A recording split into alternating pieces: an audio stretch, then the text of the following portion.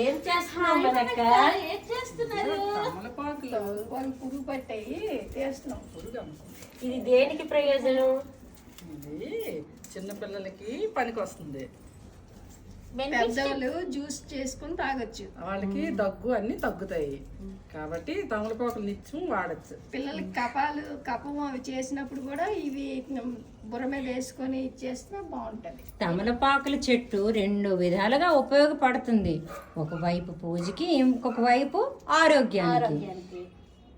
అయితే ఇందులో ఏంటంటే డైజెషన్కి స్టిమ్యులేట్ చేసే కెపాసిటీ ఉంటుంది, గ్యాస్ని కూడా తగ్గిస్తుంది అనమాట.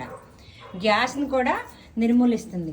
ఇది నాటు తమలపాకుల చెట్టు ఎంత చక్కగా ఉందో చూసారా.